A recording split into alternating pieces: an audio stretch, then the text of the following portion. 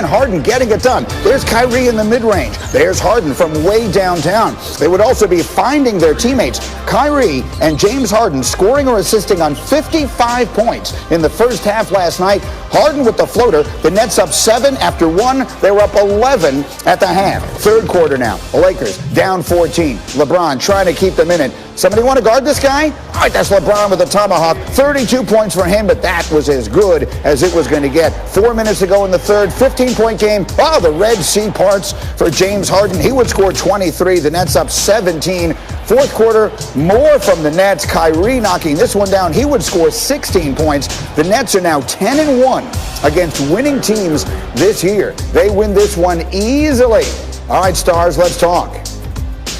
You know, you don't look at too many games during the season when you have a measuring stick, but also when you do, you want to be full, you know, and they weren't full as well. So you don't really know how to go about that. But, you know, you can always find ways to get better no matter who's in the lineup. We'll see them down the line again, and we look forward to it with a whole entire healthy Lakers team. That's what we really wanted.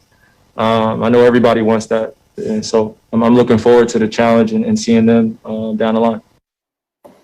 Well, he's right. By everyone wants it, he means all of the fans and me and Tim Legler, who was up with us early this morning. Thanks for getting up, Timmy. I want to look at this from both sides. Let's start with the Lakers. I mean, LeBron is trying his best to carry this team sort of in an MVP campaign. Anthony Davis reevaluated. He's now out at least another 4 weeks. The question is simple. Are the Lakers in trouble? No, I don't think they're in trouble at all because, look, this is the deepest team in the NBA. This is why you go out and you add Harrell, you add Schroeder. It's to get through times like this. So when you get Dennis Schroeder back, even though you're not going to have AD for 4 weeks, this is a team that doesn't really care where they finish in terms of the Western Conference standings. Doesn't matter to them if the Clippers or Jazz end up with more wins at the end of the day. This is a team that knows if they're whole, they're the best team in the Western Conference. And I don't think it's really close. I think they're on a level completely to themselves. So I wouldn't worry about it too much not having AD. I think the key is getting him back and keeping him back, because I think this is a concern right now. When you look at a guy that had an injury, missed some time, came back and said he felt great before the game, plays 14 minutes and goes out and it's worse than it was before. That is a major concern, and that's why they're going to exercise on the side of caution right now. Sit him down as long as you need, Greeny, whether it's 4 weeks, 6 weeks, 8 weeks. I don't think it really matters. If Anthony Davis comes back and he stays back and he's healthy, there's a reason that we had the Lakers in a special place before he got hurt. They're going to be right back there if he gets any sort of run at all before the postseason. So the Lakers, to me, clearly the cream of the crop in the West. I wouldn't care too much or worry too much about the regular season record. All right, so that's fair. And then on the other side, what place do we have Brooklyn? They do it last night without Durant. Harden is fitting in. I mentioned they're 10-1 against winning teams.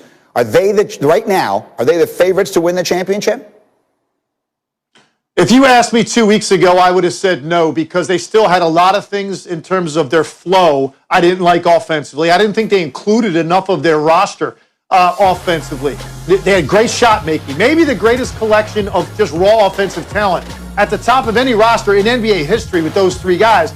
But that wasn't going to be good enough, particularly with their defensive issues. Well, that was 2 weeks ago. You look at them now, a couple things have jumped out to me. First, this West Coast trip, in the last 4 games, they just made 81 threes and they shot 49% in doing it.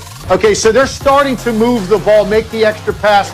Their role players now very comfortable when the ball is coming to them. They're more prepared. And if those guys shoot the ball at this kind of rate, nobody can deal with this team. So that's the first thing offensively. And they seem to have ironed out, who's going to be alpha. They seem to be working through that. It's James Harden's show for the most part.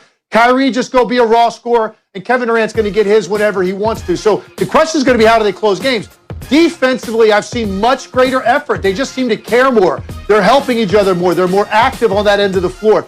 So when they play with that kind of effort on the defensive end of the floor, you can't tell me any of these teams in the East can match up with the Brooklyn Nets, and maybe nobody in the league. But I won't be able to make that assessment in terms of the Lakers until I see them play them with Anthony Davis. He's that big of a difference maker on both ends. I need to see these teams at full strength. That's why last night was frustrating for an analyst like myself. I'm using it as a barometer, and there's too many guys not there. But clearly, the Brooklyn Nets have something special going on right now that nobody in the East can really deal with, even the Bucks at full strength with Drew Holiday. Yeah, no KD, no AD. Hard to take too much out of that game, but another impressive win for Brooklyn. Legs, thanks a million for getting up early. We'll check back with Every marquee matchup we get anymore in the NBA, you don't get teams at full strength, and particularly when it comes to the star players. So you want to see these games to use them as a barometer in your analysis. You know, how do these teams match up with each other? What's the pecking order in the NBA right now? I mean, you don't have Kevin Durant on the floor. You don't have Anthony Davis, Dennis Schroeder. It's impossible really to make the assessment. But here's I guess the biggest takeaway for me, and it's not just last night. It's the way the Nets played this entire West Coast trip. 4 games, 81 made threes. They shot 49% from the three-point line. For me, that's right now the focus with this team is when they move the basketball and they include the rest of their roster, and they don't dribble it quite as much, and they're more decisive in what they do, and they're willing to make the extra pass. They've got plenty of shooting on this team, and if they're going to knock down shots at that rate, that supporting cast, this team's going to win a championship. Now, we don't know if they'll do that when the lights are brightest, when the stage is the biggest. We're going to have to find out what that's going to look like down the road. But I think that, to me, is the most encouraging sign. The way that team is shooting the basketball, playing off of their star talent. Harden and Kyrie in particular last night. It's just deadly. What are you supposed to do if you don't have multiple players defending Kyrie Irving and James Harden on ball screen or at the point of attack in isolation? If you don't have multiple bodies in front of those guys, they're going to go ahead and do whatever they want to you. So when you start to commit guys to the edge of the lane and now they start moving it around the perimeter, getting you to chase it, Lakers looked a little bit like Keystone Cops last night trying to catch up to the basketball. They never were able to the entire night, and it's welcome to the club because they just did the same thing to Sacramento. They just did the same thing the other night as well. So this is a team now I look at that's starting to come together with their flow, their unselfishness, and it's a beautiful thing to watch offensively. And they're also playing harder defensively. There's no way around that. I don't think their schemes have gotten different. They just care a little bit more than they did at the beginning of the year. They're playing harder, and they're forcing some turnovers, and they're getting out in the open floor and letting that offense do its thing. Legs, we mentioned that LeBron James is a machine, right? And what I keep saying is that, hey, if you have high usage for a machine, every once in a while, a bolt is going to pop off. Does that worry you about the usage rate for LeBron James now that AD is not there and them going? No, they have a tough stretch coming up as well.